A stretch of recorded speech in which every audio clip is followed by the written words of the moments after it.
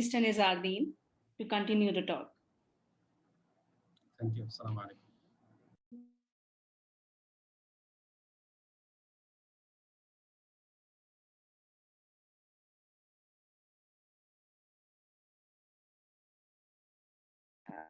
Your mic is, you have to unmute your mic. Just a minute. Yeah. Okay, perfect. Okay, perfect. Yeah, sorry about that. Yeah, Assalamu alaikum warahmatullahi wabarakatuh. My name is Nizardeen. Currently, I'm working for a Dubai-based bank in Malaysia as CEO, and I'm also a member of the ICC Banking Commission. And I have about 25 to 26 years of Islamic banking experience. And this is mainly in the field of trade finance. So I have been a head of transaction banking, head of trade finance, head of operations, and head of transformation, and head of factoring, and all throughout throughout my career. My experience is relevant to trade finance and supply chain finance. So today I'm trying to talk about trade finance and supply chain finance and the digitization of it from an Islamic perspective. And apart from that, I have worked in many banks in UAE, from almost all the Islamic banks in UAE. I worked with Adib, Dubai Islamic Bank, Noor Bank, and Al Hilal Bank, and then Emirates Islamic, Dubai Bank, and then many few other banks as well. So my career is mostly I was in UAE, so where the Islamic banking has grown tremendously during the past few years. But unfortunately, due to mergers and acquisitions, many Islamic banks have disappeared, and or either they have merged into two, or so the Islamic banking opportunities are less, but Islamic banks have become stronger in that field. Okay, Ariba, so you could, over to you, Ariba. Okay. Hello, Ariba. So, yeah. So the first question I would like to ask you is that, yeah. So you're an executive member of the ICC Banking Commission, and you were also the member of the drafting committee of ICC Digitization. Can you explain to us about ICC Banking Commission and your role in digitization? Okay. ICC Banking Commission is the world's trade governing body. The Banking Commission's role is to, draft rules and regulations, not regulations, basically the rules. Rules such as, UCP 600, URC, and many other, like ISP 98, URR, and then many other rules, ISBP. All these rules have been drafted by ICC and put it to the trade finance community to make the trade finance function smoothly and easily. And as and when there is a dispute, there is an option called DocDex where you could use it, and then the DocDex could be used to solve issues, and then any decisions by DocDex will be accepted mostly by the legal frame, such as judges refer to ICC rules, and it has become more and more vibrant and vigilant, visible, that more and more ICC rules have been accepted by the legal systems, especially in China, where it was not accepted previously. Now, currently, it is accepted widely in China. Even China's guarantee rules are based on ICC rules. So that's a very good improvement, and that the ICC has achieved in the past. So my duty comes apart from the ICC, being a banking member. I'm also an advisor on the Islamic banking perspective on the trade finance. So I do talking about the digitization, I was part of the drafting committee of the ICC, the latest versions of EURC, and the EUCP, the both versions. One is for the LC, one is for the collections. So I was part of the drafting committee of the URC and the EUCP for the latest versions. So that was my role. So I was involved in drafting these rules. Yes, Ariva. Okay, so the next question which we have is, very few Islamic bankers have excelled in this field of trade finance. And I'm glad to have this opportunity to talk about this particular industry, which is considered as a backbone of banking. Could you please brief us about this important aspect of banking and Islamic perspective of it? Thank you. Trade finance. When you talk about trade finance, is they call it, as you said, they call it the backbone of the banking industry.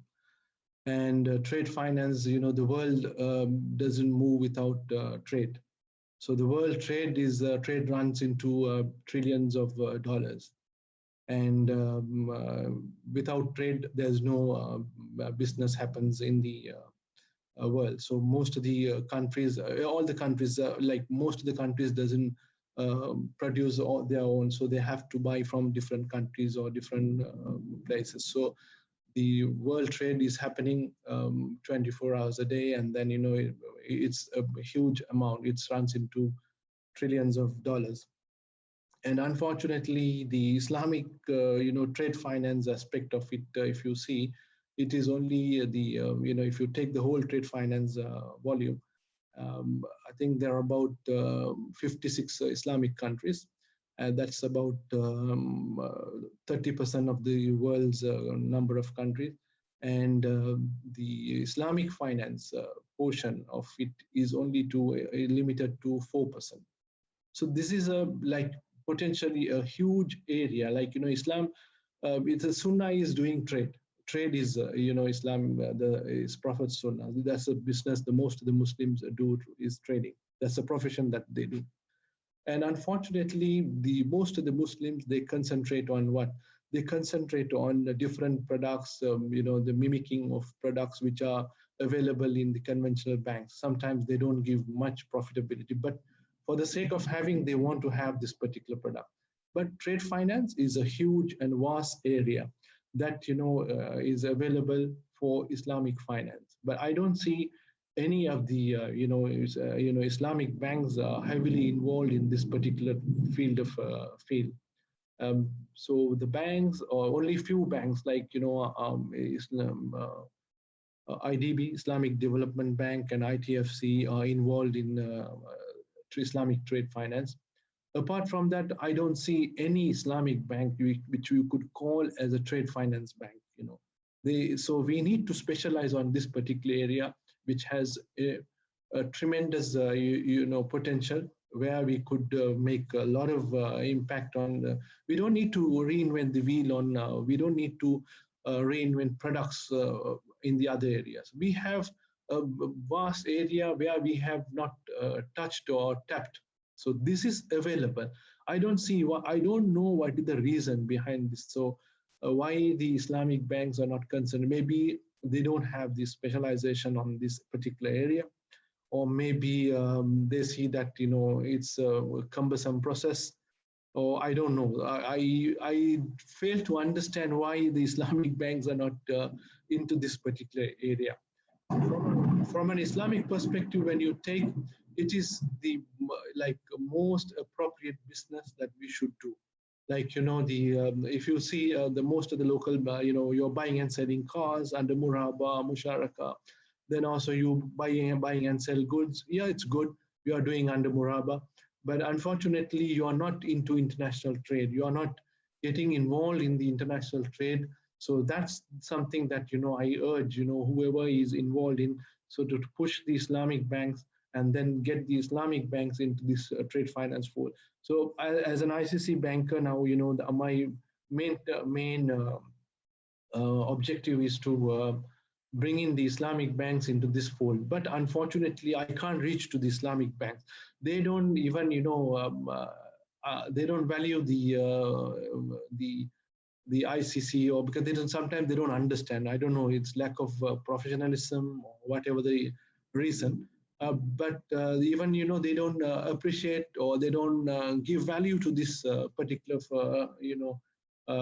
segment. So it has to change. So it's my duty to change. So I'm looking forward to change this particular aspect, and to improve the business, and then bring in the most halal way of doing business is the trade. So to support the trade, and if you understand the trade gap, trade finance gap in the world is around 1.5 trillion, and during the COVID it has gone up to 5 trillion. So there's a gap where you can finance, especially the SME sector segment is suffering without any support for their business startups, and where this is where the crowdfunding can come and help many SME customers. So unfortunately, there is no proper guidelines or guidance to support the SME industry. SME is part of the corporate is very little.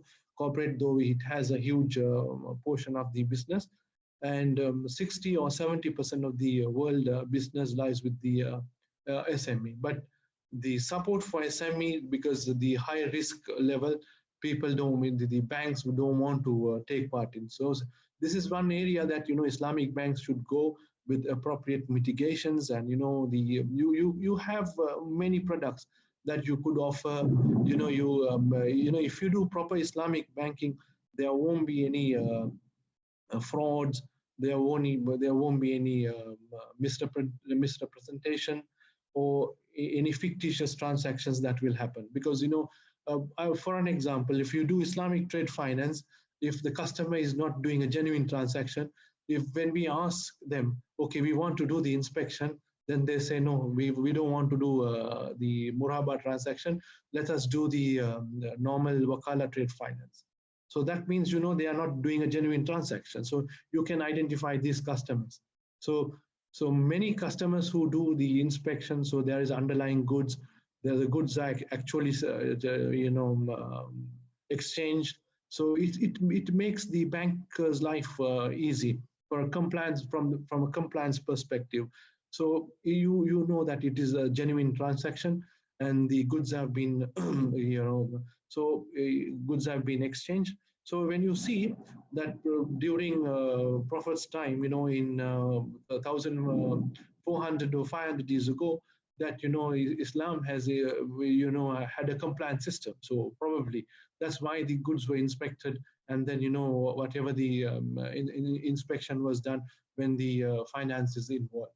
So these are the main obstacles that we face in trade finance area. So I hope that going forward with the intervention of a lot of fintech, and the fintech, like blockchain and the AI, and all these will improve the segment, and then more and more Islamic banks will take part in the proposition, and then it will create awareness of the trade finance segment, and then banks will do, like, they can earn a lot of money. It's a potential area, and then currently these are being earned by conventional banks. So there are banks now, it's growing. Some banks are really investing on trade finance, and they are into this area, but it is not significant. So we need many trade finance banks to come and play a major role in the trade finance area. Hope this clarifies your question, Ariba. Yes, thank you so much. So the next question which I have is, let's now move to digitization of Islamic trade finance. You innovated and implemented the world's first award-winning Islamic trade finance internet platform, which brought down the TAT from 3 days to 20 minutes, which is a great achievement, mashallah. I would like to hear about this project. Okay, as you all know, the trade finance, one, I was telling why most of the banks don't get involved in this, is it is paper intensive. Okay, so there is, like, up to date, though the digitalization and fintechs have advanced, still this particular segment, this area is, the documents are still run on paper. So, each transaction has many papers because it involves bills of lading, invoice, and packing list, and then any other certifications the customers request. So all these are paper-based documents. So these documents are part of the, the trade finance, the trade finance presentation, the document presentation. So the problem is, the even when it comes to Islamic banking, so it is more paper intensive. So you have to, when a customer comes to the bank, he has to sign a trade LC application. Then he has to sign, apart from that, he has to fill in an LC application and sign it, and then he has to provide a pro forma invoice. And on top of that, if you are an Islamic bank, then you have to fill in a promise to purchase. So to fill in a promise to purchase, it's another headache for the customer. So customers, like, they prefer to go to a conventional bank because they have only to fill in one document. So when you come to an Islamic bank, you have to fill in 2 documents. Apart from that, you have to give the pro forma invoice in the name of the bank, because bank is buying the goods and then selling it to you in the later on. So it's a paper intensive process, and it takes quite a long time because when they submit the LC application, sometimes there are issues with the LC application. Sometimes the promise to purchase is not filled in properly because they are not aware of it. So what I think, so this takes quite a long time, and the papers go up and down, and then it was taking quite a long time.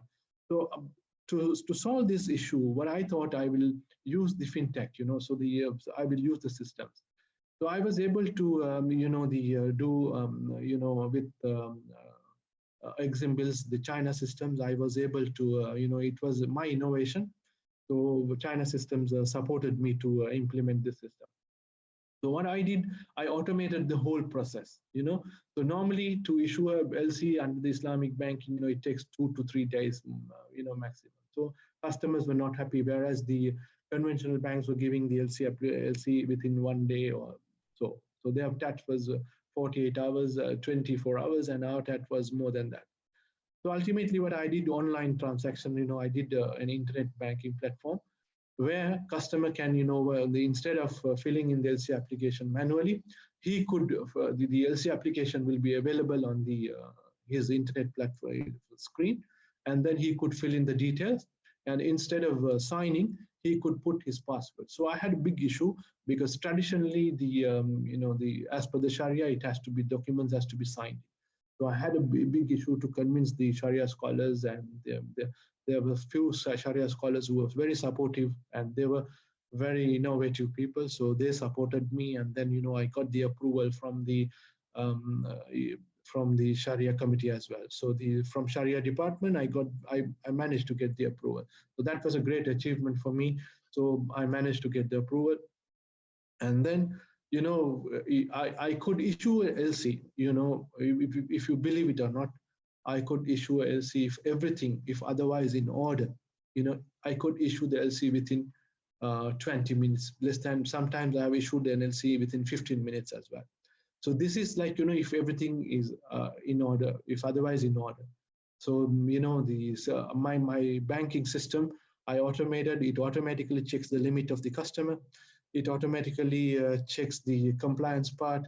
It automatically checks the discrepancies pertaining to the LC if there is anything, and the customer can select all the clauses, everything at the time of set. So once the LC application comes in, we will there will be a checker who will check it, and then he will authorize, because it's already approved, like it's the clauses and everything has been pre-approved. So the customer, when he fills in, we know that this LC is 100% order. So there are only certain fields that the checker has to check, and the authorizer has to check, and then it doesn't take even 2 to 3 minutes to check all those aspects, unless otherwise it's a complicated LC.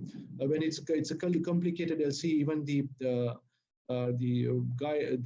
customer who's filling in, he will have to go into the different fields to fill in those applications. So those might take a few time, at least 20 to half an hour's time. Otherwise, normal LCs we could issue within 20 minutes. So that was a great achievement. So I brought down the TAT, and then I managed to automate the whole process.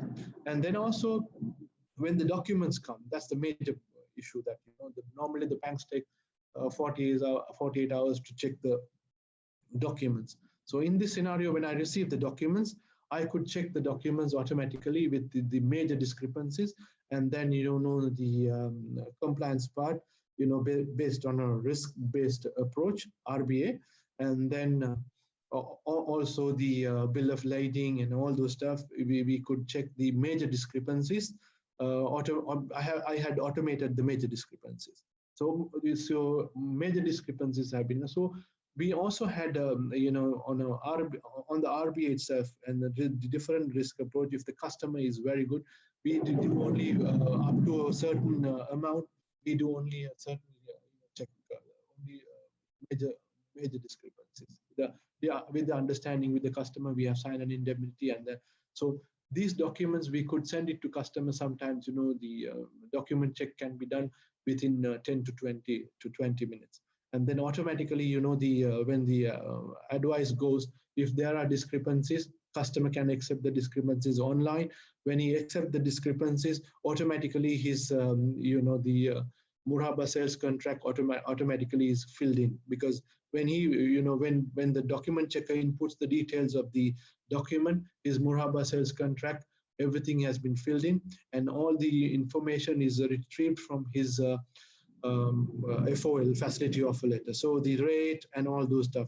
And then if he unless otherwise, if he's not accepting anything, then he can reject the documents. If he doesn't, if he accepts, the moment he accepts, automatically the Murhaba sales contract will come. And then what we do, once the Murhaba sales contract comes to us, we make the payment to the beneficiary bank, and then dispatch the documents to the customer. So this whole process, which used to take about 48 hours to 72 hours, it could be done within, say, half an hour to 1 hour maximum. So I had brought down all these stats, and then automatically the Murhaba, with the Murhaba sales contract is available, automatically the Murhaba will be booked in the system, and customer will receive a Murhaba sales contract as well. So this is the process that I brought down. Otherwise to create a Murhaba also, it took quite a long time. Sometimes it takes 1 day.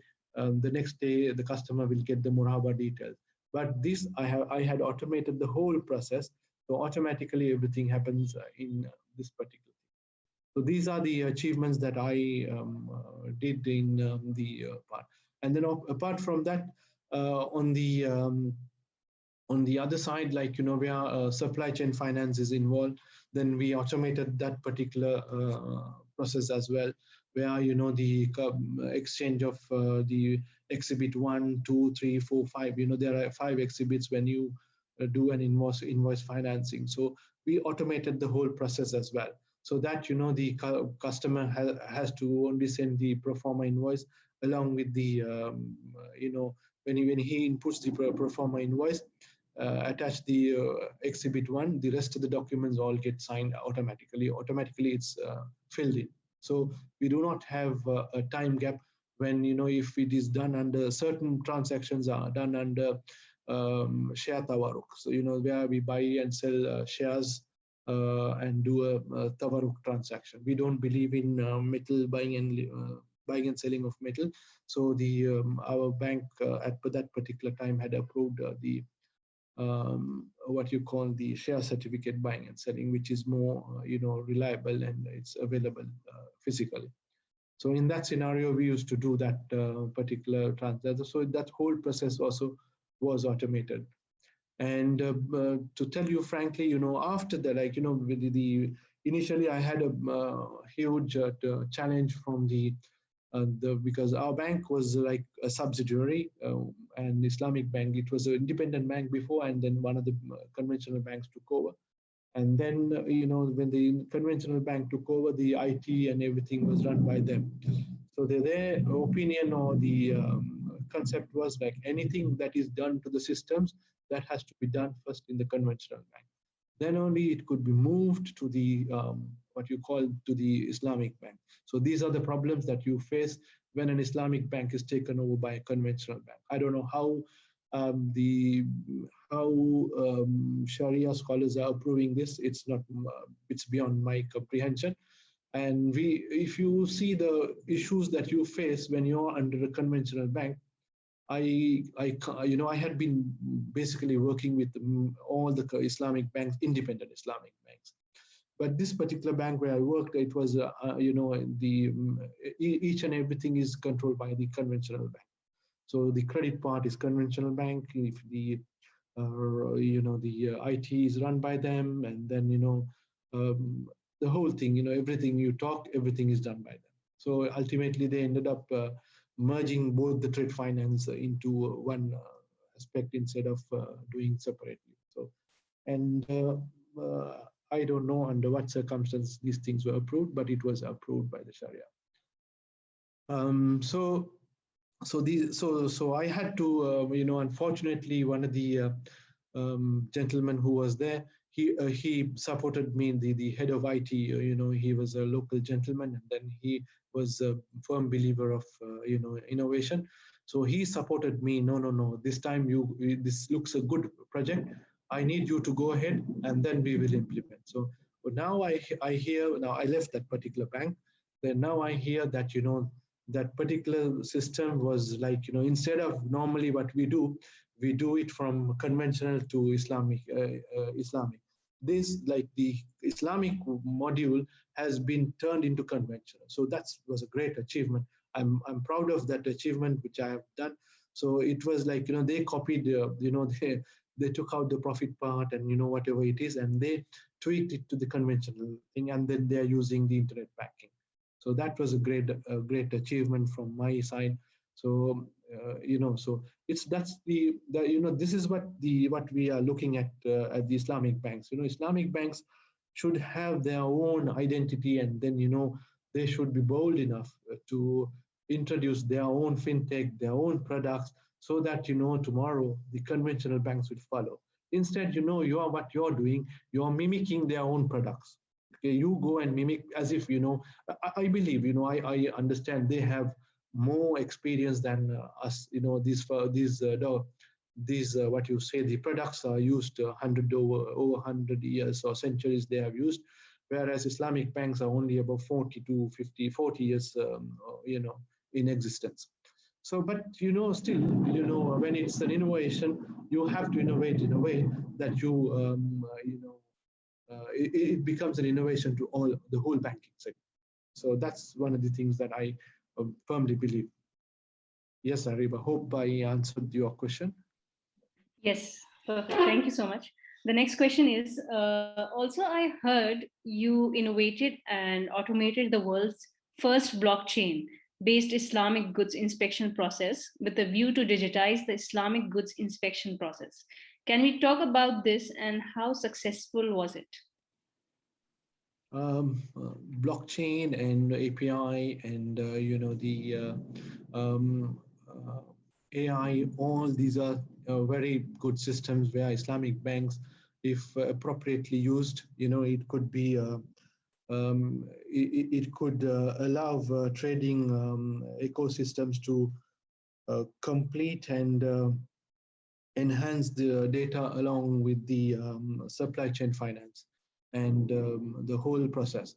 So I think the Islamic banks should use this. So what I did was like initially I used the I didn't want to use the blockchain because I was new to blockchain, and the system provider also was new to the blockchain.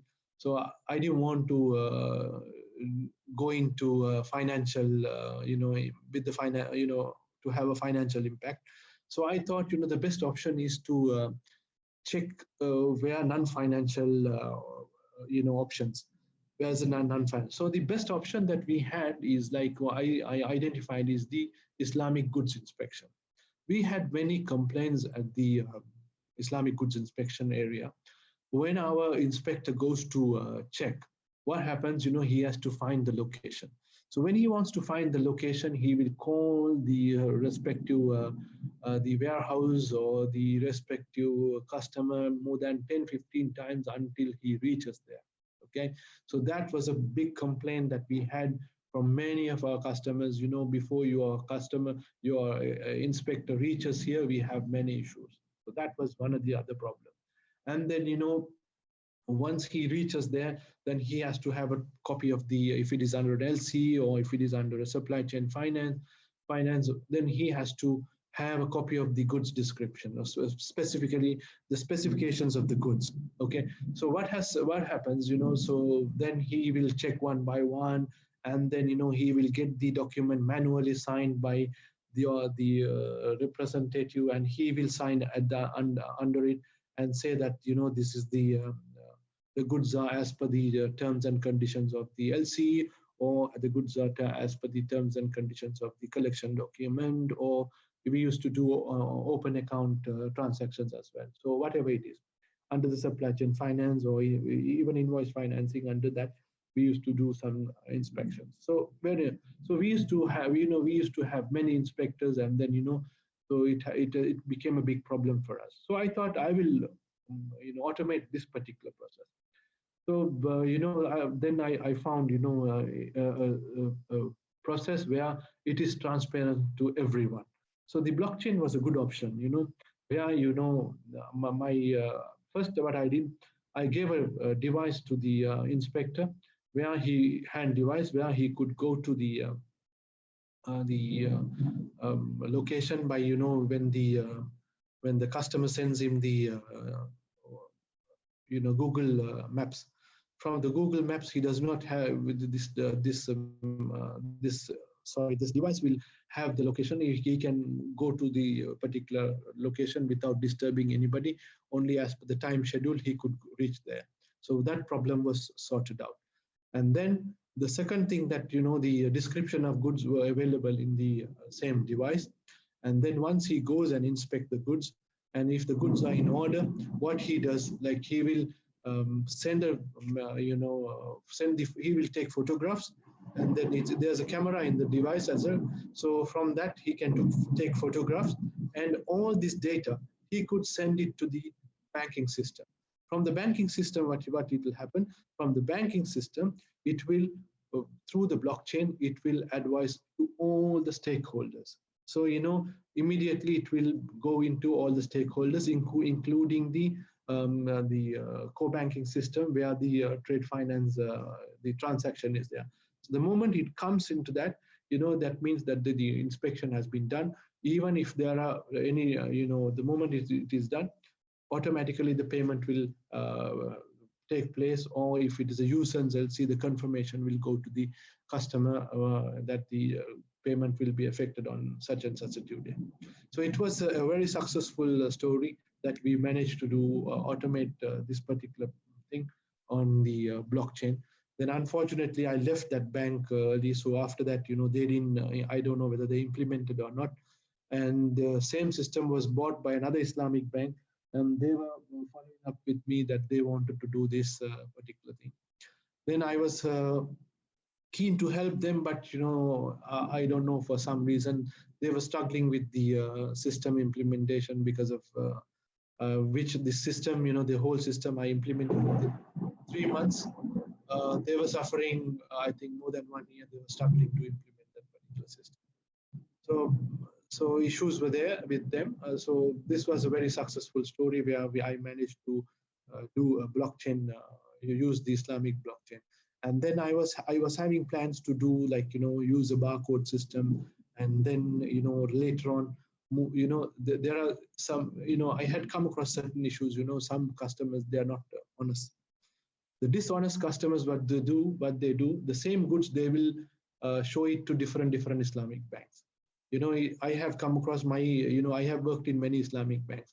Then, the inspectors call and say, I saw your bank, the inspector was also there to inspect the same goods before I came. Kindly check whether they inspected the same goods. So I can't, sorry, I can't divulge the information, So, once you go give a barcode, and then I wanted to bring in all the Islamic banks into the same phone, and then give a barcode, so that the duplication of the same goods into different banks or do fictitious transactions could be stopped. So I had this, plan, but unfortunately that didn't work out. So that was one of the major things that I have done with the new technology. And I also wanted to do that once I test the waters, if it was successful, then bring into the blockchain into the internet banking solution, where we could use all the Muraba contracts under smart contracts.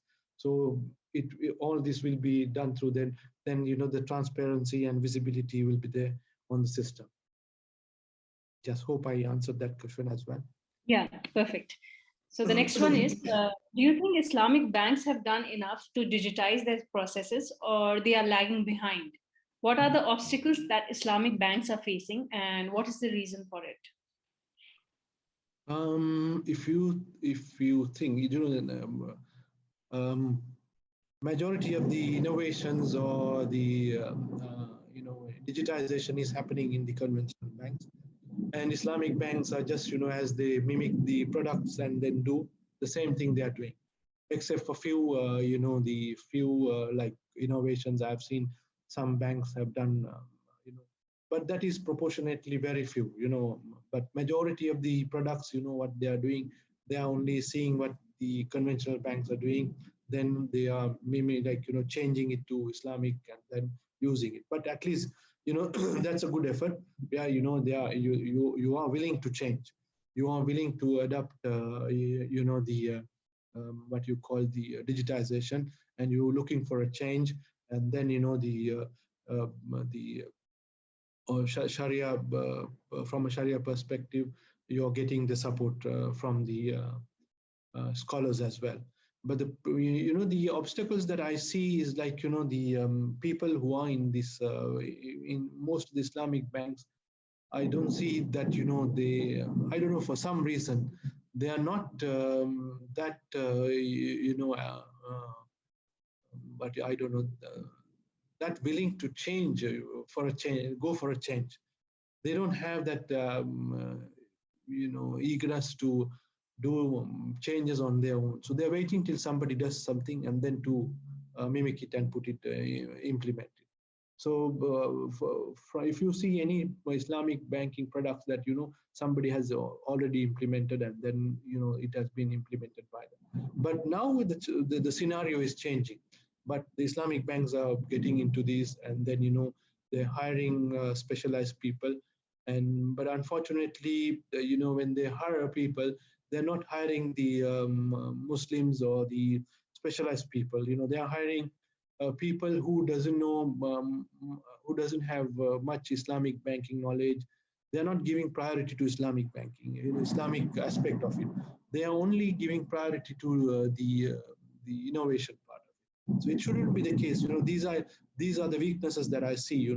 They have to have. You can have people in areas which supporting roles, but the people who are leading these projects should be Muslims, because they will then implement the Islamic aspect of it. They will lead. They are at least the Muslims will be scared to do something.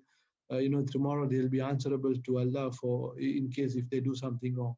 So this is what we have. So when I do a project, I'm very careful. It has to be 100% Sharia compliant. If it is even digitization, I am very. But I've seen some some people, they don't bother. They just they, for the sake of they're doing it, and then they are not giving the exact picture of it to the Sharia scholars as well. I have come across very few incidents like this, but you can't do anything. So it's the bank's responsibility. It's not the people who are there to. But if you go against them, those are also issues I've seen in Islamic banks. So these are the but to answer your question, yes, to a certain extent, but still they can do a lot. There are a lot of things you could do. And the innovation what I have done, few banks have, one particular bank has seen that and then they have implemented it. And but even then they have not implemented it on a whole. Still, many parts have not been done. I don't know why they cannot do all those things and to implement and improve. They do everything on their convenience. And they also the lack of knowledge, where you are not in a position to convince your IT guys or your Sharia scholars or the Sharia department. So these are see, the knowledge is the most important thing.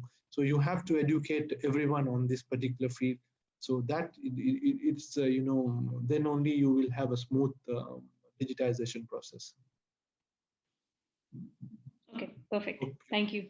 So the next question and the last one from my side is, can you please talk about your supply chain digitization project and explain the crowdfunding part of it? Okay, this particular project, now where I'm working for this particular bank's group, they have a subsidiary in one of the GCC countries. So we are planning to launch, Islamic invoice financing or factoring version of it, fully digitized platform. It will run on blockchain, and then it will have certain components of AI, and even the whole thing will be automated, even from onboarding to compliance and payments and whatever it is, A to Z will be fully automated with the latest technology. So this is what I am the person who is running the project. And then I have a team of experts from the IT side, and then we have hired a specialized IT company as well. So inshallah, most probably this particular project will kick off in Q3. I hope at that particular time we would be able to physically meet and discuss this particular project if it is successful.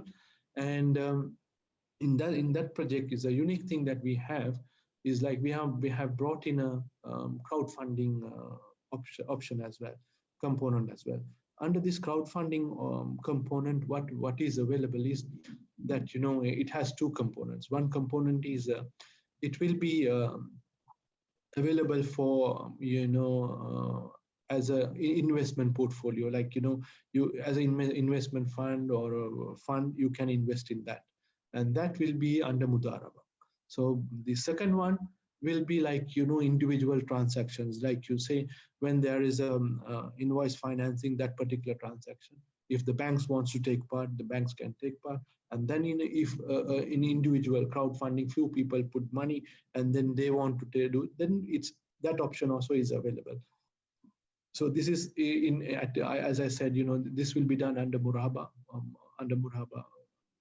So these all are under infantry stage, and then we are at the on the verge of getting the approval for the products and the process, everything, and then the regulators are being consulted, and hopefully we are planning to launch this particular platform in Q3. So hopefully that will come into effect. So at that time, once it is there, even once we kick off and once we launch, we hope we could discuss that in detail, only exclusively, because it's this particular crowdfunding project is exclusively for the supply chain finance. Perfect. Thank you. Now, I would like to request Ms. Farah Hashim to take over the questions from the audience. Assalamu alaikum. So there are a few questions from the audience. The first one we are taking up is from Ms. Dr. K. Why most of Islamic banks don't consider musharaka and mudaraba? Sadly noted, now 90% income comes from muraba and tawarruk. Yes, because they are not comfortable with going into the risk is high. But actually, if you see in Saudi Arabia, they do all these instead of muraba, they do all the transactions on musharaka. But in UAE and other countries, I think due to the risk aspect, they want to do, they're convenient with doing the muraba part. So in Saudi Arabia, most of the banks are doing musharaka, and only in the other parts of the world they are doing. Even trade finance, I have seen many transactions that they do instead of muraba, they use musharaka. And mudaraba also, we do mudaraba for many of the um, you see structured finance transactions. But normal, Islamic finance, the custom is also familiar. The Sharia scholars also, they have approved in this part of the world, like in UAE and Malaysia, they have approved the muraba. So they're comfortable with that. So that has been the tradition. So I think the main reason is the risk behind that. Okay. Hope I answered the question. Yes, thank you so much. There is another question from Mr. Hakim. Is there any place that ICC rules like UCP or URDG contradict with Islamic banking? And if so, what is the recommendation for that? Yes, it's a good question that you have asked. I have reviewed the whole ICC, UCP 600, URDG, URC, and ISBP, and all from a Sharia perspective. I have sat with scholars, and then I have done it, and then I have wherever I have doubts, I have cleared it with Sharia scholars. So when we issue an Islamic LC, if it's a Muraba LC that we issue, we exclude certain articles on the from the UCP. So we particularly say this LC is subject to the UCP 600, and we have deleted following clauses due to Sharia compliance reasons. So you will see some from some banks, when it comes to LCs, they have deleted these clauses. And then when we input certain clauses in the LC, at that particular area, we review the LC, and then we take out those clauses if it is not Sharia compliant. So I have done, there are many clauses. And if you take UCP, there are about 8 clauses which we omit based on the type of LC. Okay, so if I'll give my email address, so you can send it to me. I can provide you the clauses that which contradicts Sharia, and I can send it to you by email. My email is nizardeen@hotmail.com. Same name, Nizardeen @hotmail.com. You could send it to me. You can send me a text message. I can attach the particular thing and send it across to you. So you will be in a better position to review.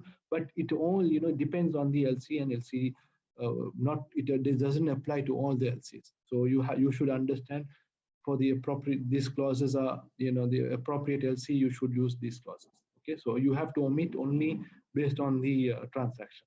Okay, fine. Hope I understand. I know I addressed this particular question well. Yeah. There is another question that what are your views regarding the rules and guidance that the Islamic robo-advisory should follow so as to operate within the Sharia compliance? Yeah, so I guess you're asking about the ICC rules, or you're asking about the Sharia compliance. If you're asking about the ICC rules, yes, because we have to follow the ICC rules with amendments to it, because unless otherwise, the banks will not accept the conventional banks will not accept our LCs, because majority there are only few Islamic banks, and the majority of the banks in the world are conventional banks. So if we want to do transactions with them, you have to have certain arrangements with them. So you have to play within that certain circles. For an example, the good example is the Muraba LC deals in goods. Okay, but as per the LC what you send, UCP Article 5 says we do not deal in goods, but we deal in documents only. Okay, so how to mitigate this? So you have to have certain clauses, but you can't omit this particular clause. The moment you omit this, nobody will accept your LC. No other bank will accept your LC, because majority of the banks, are conventional banks. All the banks deal with the Sharia compliance, these clauses. So you can't go and delete a clause as Article 5, UCP Article 5. So you cannot delete. So these are the problems that you face. So you have to have an option behind the scene, and this is the risk that the Islamic banks are taking. Islamic banks take more risk than the conventional banks when you are issuing a Muraba LC. So that is clearly that differentiates the Islamic LC and the conventional LC. So Islamic banks deal with goods, and then they are not in a position to tell that to the world. But you are doing that. You are doing by accepting the risk. So most of the Islamic banks do not understand the risk pertaining to the Muraba LC also. I have seen if I speak to many other people, no one knows. They just issue for every goods. You can't issue LCs for each Muraba LCs for all the goods that are available on earth. For an example, perishable goods. Can you issue a Muraba LC? No. If you issue and the goods come, because if there is a delay, goods can perish. Then how are you going to sell it? You won't be in a position to sell. You only will be bearing the loss if the customer objects. Yes. So you can't sell rotten goods to goods under a Muraba transaction. I have experience. There was a transaction which I can give you many live examples where we have sold some cashew nuts under LC, and the documents were 100% Sharia, the LC compliant, and it was Sharia compliant, and we did everything, and the goods were bought and sold, and the first Muraba installment was also paid. After that, the customer came and said, we are not happy with the municipality has refused these goods as it's not fit for human consumption. Okay. So when it is not fit for human consumption, then the customer complained that the bank has sold the goods which is not fit for human consumption. Okay, but as per the LC, if you are a conventional bank, in this scenario, the customer will not raise any questions. Why? Because the bank doesn't deal with goods. The bank only deals with what? Documents. Okay, so documents are perfect. We have nothing to do beyond that. So, but in this scenario, what happened? The Sharia board Sharia board reviewed the documents and everything, and then the customer was selected by the supplier was selected by the applicant, and since the documents were in part, and then we had requested the beneficiary to do an inspection before the shipment at the post shipment, and post inspection, that was beneficiary has refused to do that. So because of that, so it's beneficiaries, our customer applicants' responsibility as well. So despite documents being perfect and everything, then the Sharia committee gave us this thing that the loss has to be borne by the bank and the customer 50-50%. Okay, so these are the examples that I'm giving for you, despite the rules and regulations that you follow. And I can give you many examples during my trade finance career that I've come across like this, where Sharia intervention, and then so despite documentation, Muraba sales contract, Muraba promise to purchase, that these all are okay. But at the end of the day, Sharia verdict was like, you have to share the loss. So you have to understand there's a big difference between Islamic finance and the conventional finance. So conventional finance, you will not go into this level. Okay, documents are okay. That's the end of the story. We are not going to take any risk. So you have to understand the difference between Islamic trade finance and. So I hope I got your question correctly and answered it correctly. Okay, so there now is we can. one last question. Okay, yeah. Please. There is one last question. Can you go through on-core banking platform that you were involved in, trade finance? Is it a vendor-based platform such as FlexCube, T24, etc., or proprietary-based platform? Which one would be better for Islamic trade finance? There are many platforms. I have worked with FlexCube. I have worked with T24. I worked with Exim Bills. I worked with Tradewind. I worked with the Finastra system. I have implemented all these systems. I have implemented more than systems in more than 10 banks, mostly Islamic banks. The systems I've implemented. It is it is how you configure the system and how you understand and how you do the BRP and how you do the BRD and the specifications. What is your requirement? You have to understand what you require. And most of the people, they have issues with the system, and then at the end of the day, they blame the vendor. The vendor has nothing to do. Vendor is providing based on your requirements, and then if you're not satisfied, then you are responsible for that. So you have to, I think the best is the systems which are specialized on trade finance, and then amalgamate that into the trade finance, the core banking system. So that will give up, because those systems are more, what you say, specialized on trade finance. Okay, perfect. Thank you so much. So now we conclude the event. I would like thank to thank Mr. Nizardeen for guiding Thank you for having me. Yes. Okay. He has supported Taqwa Invest since the time it was just in ideation phase. I have been in talks with him. I have been taking guidance from him. Thank you for giving us such an informative talk about digitization. I also want to thank Ms. Farah Hashim, Mr. Fawaz Azim Chaudhary, and Ms. Manal Khan for making these series a successful one. We will be sharing the recording of the sessions on our social media platforms. Please follow us to get more updates. On behalf of Taqwa Invest, we thank you all for joining us, and we hope to see you all in the future series, inshallah. Thank you so much. Thank you very much. Thanks a lot. Jazakallah khairan. Okay. Assalamu alaikum. Wa alaikum assalam.